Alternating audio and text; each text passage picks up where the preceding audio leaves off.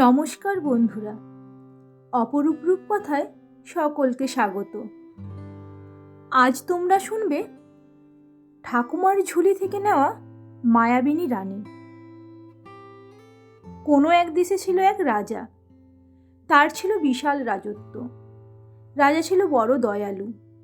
প্রজাদের কোনো দুঃখ কষ্ট শুনলে রাজা নিজে যেতেন ছুটে তাদের উপকার করতে। রাজার ছিল ঘোড়াশালে ঘোড়া, হাতিশালে হাতি। রাজার ছিল এক নকল তৈরি রাজপ্রাসাদ। উট সেই নকল প্রসাদ টেনে নিয়ে যেত। রাজা কোথাও বেড়াতে গেলে সেই উটে টানা রাজপ্রাসাদে চড়ে যেত। রাজপ্রাসাদের আদলে তৈরি সেই সোনার প্রাসাদ দেখার জন্য রাস্তায় রাস্তায় বহু মানুষের ভিড় জমে যেত। সবাই রাজার নামে জয়ধ্বনি করত। রাজার রাজত্বে প্রজারা ছিল পরম সুখী। তাই সবাই বলতো রাম রাজত্ব। রাজার কর্মচারীরাও ছিল রাজার একান্ত অনুগত। গরিব প্রজাদের কন্যাদায়, ঘর ভাঙলে কারো নতুন ঘর বেঁধে দেওয়া, খরা বন্যায় ক্ষতিগ্রস্ত প্রজার খাজনা মুকুব করা, কেউ মরলে তার শ্রাদ্ধের যাবতীয় খরচ দেওয়া, কারো কঠিন রোগ হলে তার সমস্ত চিকিৎসা খরচ রাজার রাজখোষ থেকে দেওয়া হতো। এমন দয়ালু রাজা পৃথিবীতে আর হয় না। এখন তো আর রাজাও নেই, আর রাজত্বও নেই। এখন সরকার জনগণের রক্তচোষা, নিজেদের আখের গুছিয়ে নিতে ব্যস্ত আর দুর্নীতিতে ওস্তাদ। যাই হোক, রাজা ছিল কিন্তু প্রজাদের সুখ দুঃখের ভাগিদার। সুখ স্বাচ্ছন্দ্য সবকিছু থাকা সত্ত্বেও রাজার মনে ছিল একটা বড় দুঃখ। তার কোনো সন্তান ছিল না। এক এক করে 4 রানীকে বিয়ে করলেও কারোর গর্ভে কোনো সন্তান হলো না। শেষে এক গরিব প্রজার ঘরের মেয়েকে বিয়ে করল রাজা। মেয়েটি ছিল খুব সুন্দরী। সেই ছোট রানীর গর্ভে হলো এক পুত্র সন্তান। রাজ্য জুড়ে ধুম পড়ে গেল। প্রজারা সবাই নিমন্ত্রণ পেল। 1 মাস ধরে চলল ভুরিভোজ, বস্ত্রদান, সোনাদান, অর্থ বিলানো হলো। খুব হইহুল্লোড় করে রাজপুত্রের জন্ম উৎসব পালন করা হলো। রাজার 5 রানীদের মধ্যে ছিল খুব ভাব ভালোবাসা। রাজপুত্রকে 5 রানী সবাই নিজেদের ছেলের মতো করে আদর যত্ন করতে লাগলো। রাজপুত্রও 5 রানীকে বড় মা, মেজো মা, সেজো মা, ছোট মা আর মা বলে ডাকত। রাজপুত্র বড় হলো। কিছুদিনের মধ্যে শাস্ত্রবিদ্যা, অস্ত্রবিদ্যা ছাড়াও অন্যান্য বিদ্যায় পারদর্শী হয়ে উঠল। একদিন রাজবালক পিতা ও মায়েদের প্রণাম করে বনে শিকার করতে গেল। সেই বনে বাস করত এক রাক্ষসী। দূর থেকে রাজবালককে দেখতে পেল সেই রাক্ষসী বহু মায়া জানত। রাক্ষসী রাজবালককে দেখে মনে মনে ভাবল, সারা জীবন তো মানুষ খেয়েছি, ভবিষ্যতেও খাবো, তবে এত সুন্দর রাজপুত্রকে খাবো না, একে ছেলের মতো করে পুষবো। এই বলে রাক্ষসী কি করল, ছোট রানীর রূপ ধারণ করে রাজপুত্রের সামনে এসে হাজির হলো। রাজপুত্র বনের মাঝে মাকে দেখে একেবারে অবাক হয়ে গেল। বলল, মা, এত গভীর জঙ্গলে তুমি এলে কিভাবে? রাক্ষসী বলল, কেন, তুমি খুশি হওনি?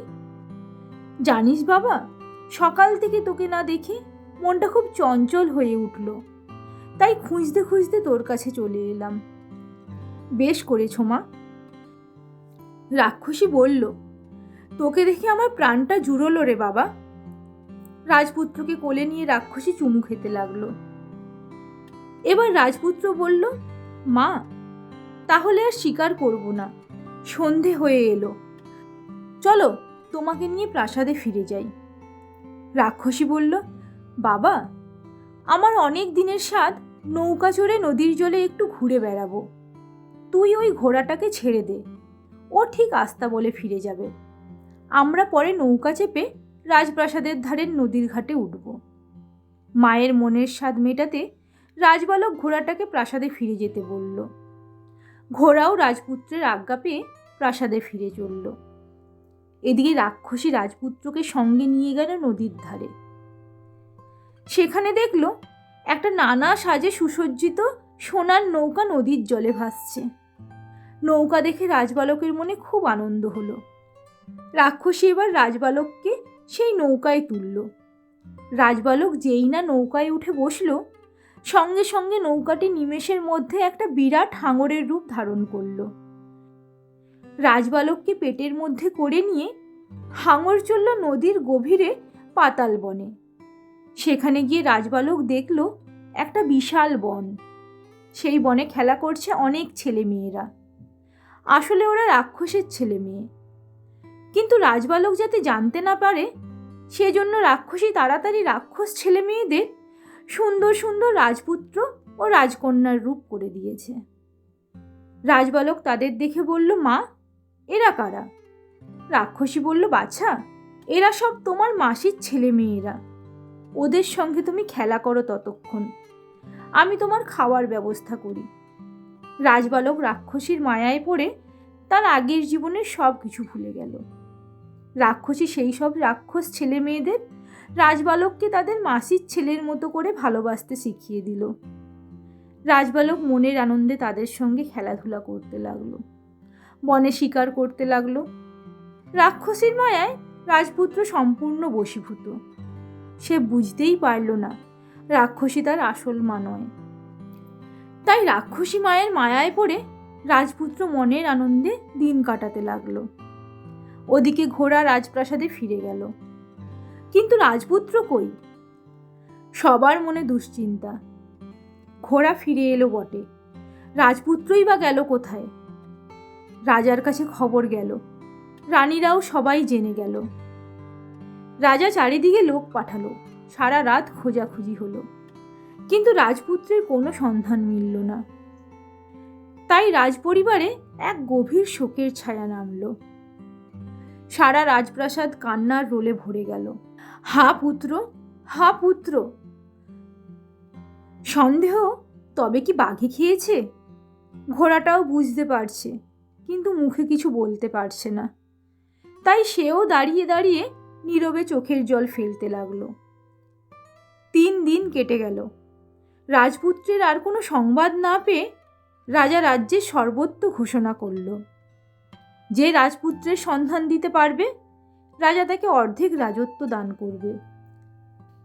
ঘোড়ার পিঠে এই ঘোষণাপত্র লিখে দিয়ে সারা রাজ্যে ঘোরানো হলো, কিন্তু তাতেও কোনো সন্ধান মিলল না। রাজপুত্র নিখোঁজের সংবাদে সারা রাজ্যবাসীদের মনে দুঃখের অন্ত রইল না। এইভাবে বহুদিন কেটে গেল।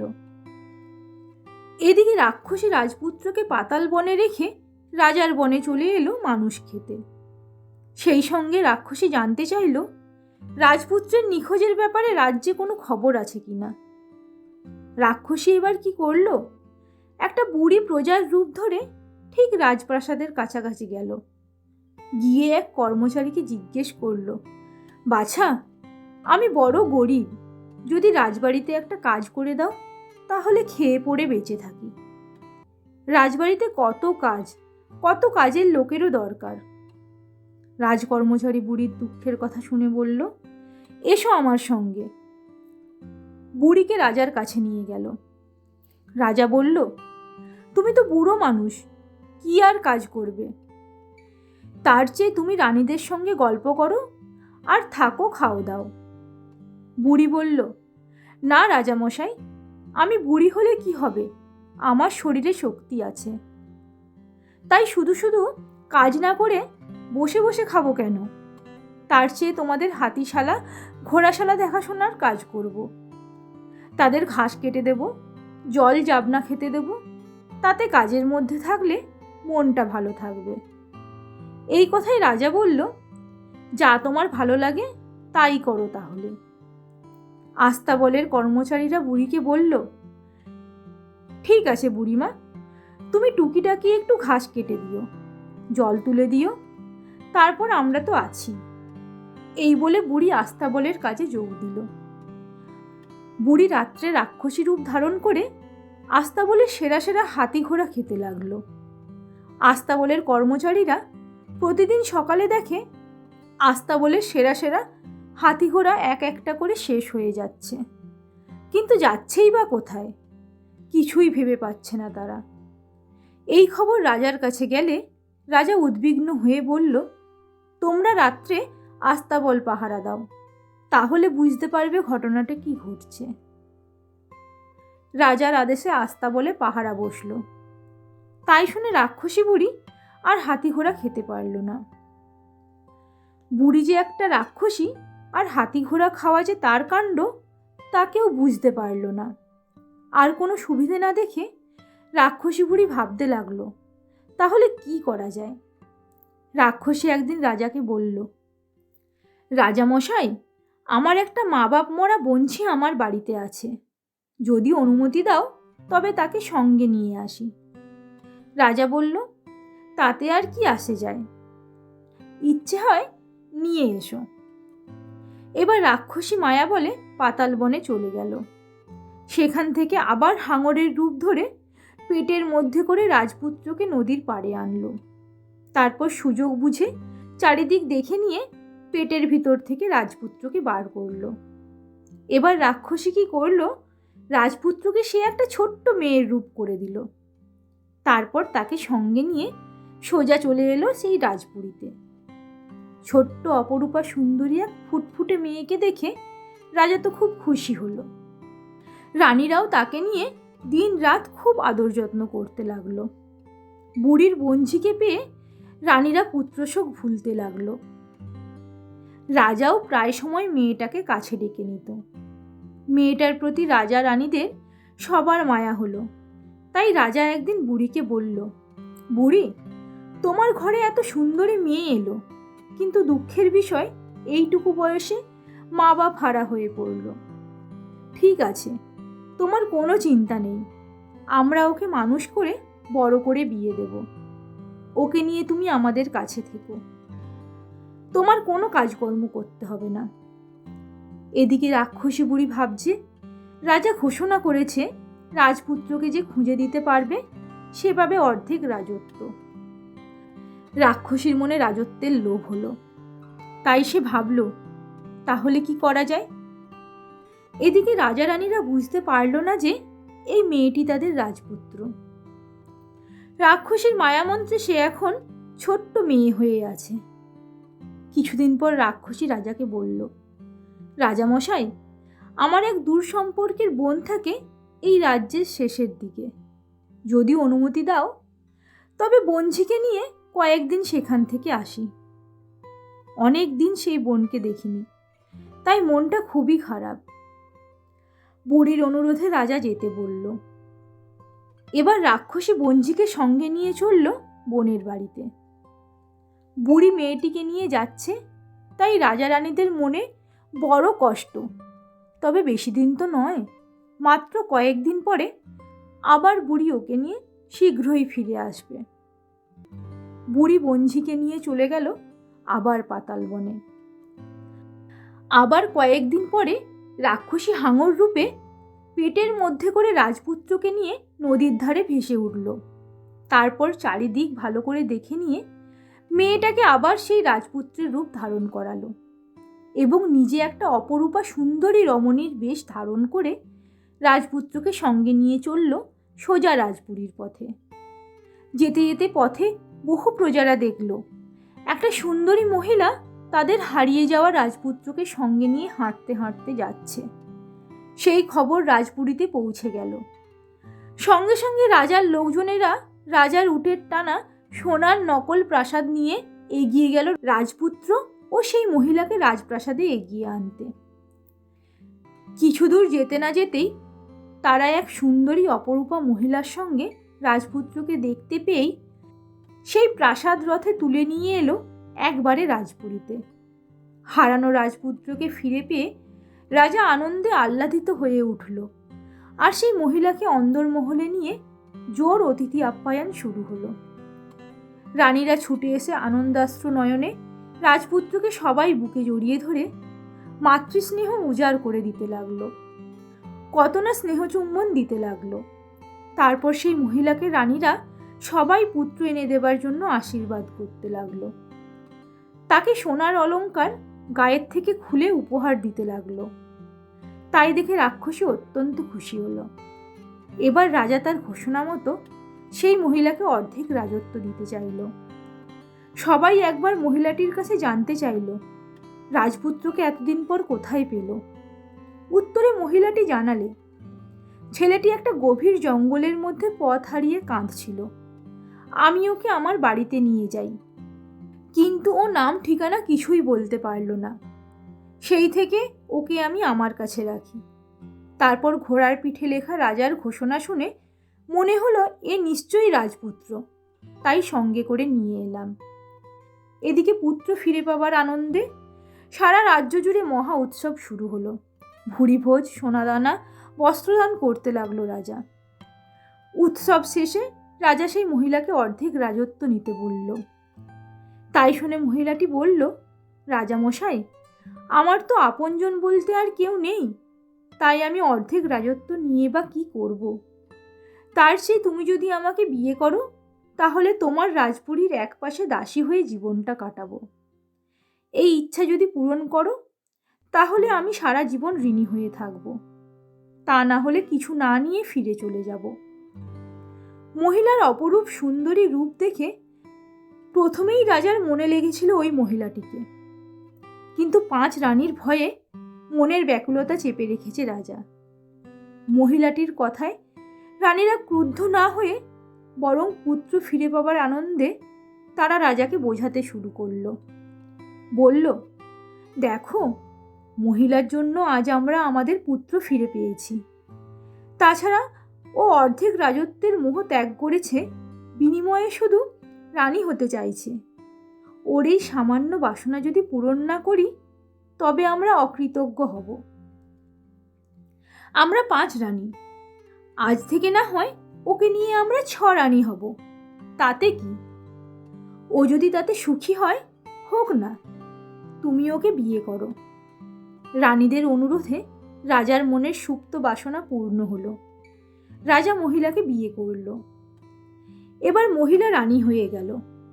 কেউ বুঝতে পারছে না এই অপরূপা সুন্দরী মহিলাটি আসলে একটি মায়াবিনী রাক্ষসী। রাজা এবার নতুন রানীর মোহে হাবুডুবু খেতে লাগলো।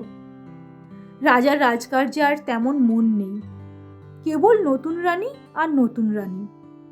রাক্ষসী মায়া বলে রাজাকে কবজা করে ফেলল। রাজা রাক্ষসীর কথায় ওঠা বসা শুরু করলো। এবার রাক্ষসী মনে মনে ভাবল, সে 5 রানীকে এক এক করে খেয়ে ফেলবে, তারপর একাই সব রাজত্বটা ভোগ করবে। একদিন মনের খুশিতে নতুন রানী তার নিজের ঘরে গোপনে রাক্ষসী রূপ ধারণ করল।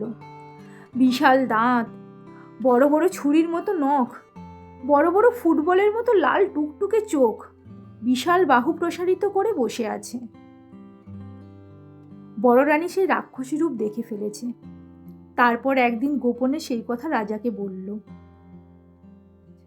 তাতে রাজা ক্রুদ্ধ হয়ে নতুন রানীকে কুৎসা করছে ভেবে বড় রানীকে তাড়িয়ে দিল। এইভাবে এক এক করে সব রানীরা সেই রাক্ষসীর রূপ দেখে রাজাকে বলল। রাজা কারোর কথায় কর্ণপাত না করে তারা যে সবাই নতুন রানীর প্রতি হিংসাবশত রাক্ষসী বদনাম দিচ্ছে তাই ভেবে নিল। তাই নতুন রানীকে খুশি করতে রাজা এক এক করে সব রানীকে তাড়ালো। এবার রাক্ষসী রানী মনের সুখে রাজার সংসার করতে লাগলো। বছর পরে এমন সময় এসে হাজির হলো রাজগুরু। এসে দেখল রাজার অন্তঃপুরী খাঁ খাঁ করছে। 5 রানীরাই বা কোথায়? গুরুদেব আগের মতো শ্রদ্ধা ভক্তি আদর যত্ন কিছুই পেল না। নতুন রানীকে গুরুদেব তো চেনেনই না। রাজার কথা মতো নতুন রানী গুরুদেবকে প্রণাম করতে এলো। গুরুদেব নতুন রানীকে আশীর্বাদ করতে গিয়ে চমকে উঠল। গুরুদেবের পায়ে নতুন রানীর হাত লাগতেই গুরুদেবের পা দুটো যেন আগুনে পুড়ে গেল। এরপর গুরুদেব কাক চরিত্র গণনা করে জানল নতুন রানী আসলে মানবী নয়, সে একটা রাক্ষসী, মায়া বলে রূপসী রূপ ধরে আছে। এদিকে নতুন রানীর অভিযোগে রাজা গুরুদেবের কাছে কৈফিয়ত চাইল। নতুন রানী তাকে প্রণাম করতে গেলে রানীকে আশীর্বাদ করতে গিয়ে কুৎসিতভাবে চমকে উঠে রানীকে অসম্মান করলো কেন। রাজার কথায় গুরুদেব বলল, সে কথা পরে তোমাকে গোপনে বলবো। রাজা কাল বিলম্ব না করে রানীর অসম্মানের কথা জানতে চাইল। রাজ আদেশ গুরুদেব অমান্য না করে তৎক্ষণাৎ একটা গণ্ডি কেটে বলল, তোমরা সবাই এই গণ্ডির মধ্যে প্রবেশ করো, তারপর সব জানতে পারবে। সবাই গণ্ডির মধ্যে প্রবেশ করল, কিন্তু নতুন রানী গণ্ডিতে প্রবেশ করল না। রাজার বারংবার অনুরোধেও নতুন রানী গণ্ডিতে প্রবেশ করল না। তাই রাজা বাধ্য হয়ে নতুন রানীকে হিড় করে টানতে টানতে যেই না গণ্ডিতে প্রবেশ করালো, সঙ্গে সঙ্গে মানবী রূপ থেকে নতুন রানী বিকট এক রাক্ষসী রূপ ধারণ করে সবাইকে গিলে খেতে উদ্যত হলো। সঙ্গে সঙ্গে গুরুদেব নামাবলিতে বাঁধা ব্রহ্মপাথর রাক্ষসীর গায়ে নিক্ষেপ করল। নিমেষে সেই ব্রহ্মপাথর কুঠার হয়ে রাক্ষসীর হস্তপদ দন্তমুণ্ড খণ্ড খণ্ড করে ফেলল। তাই দেখে সবাই অবাক হয়ে গেল। সারা রাজ্যে সেই খবর ছড়িয়ে পড়ল। এদিকে 5 রানীকে আনলো রাজা। সবাই দেখল সেই রাক্ষসীর রূপ। রানীরা বলল, রাজা তো আমাদের কথা বিশ্বাস না করেই আমাদের তাড়িয়ে দিয়েছিল। গুরুদেব বলল, ও যে মানবী নয় তা তোমরা আদেও বুঝতে পারোনি। আসলে ও রাক্ষসী হলো মায়াবিনী রানী। গুরুদেব সবাইকে রাক্ষসীর হাত থেকে রক্ষা করল।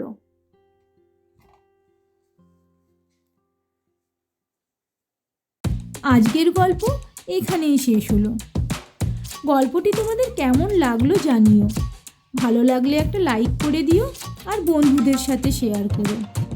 এই চ্যানেলে যারা প্রথমবার এসেছো তারা আরও নতুন নতুন গল্প শোনার জন্য চ্যানেলটিকে সাবস্ক্রাইব করে রাখতে পারো।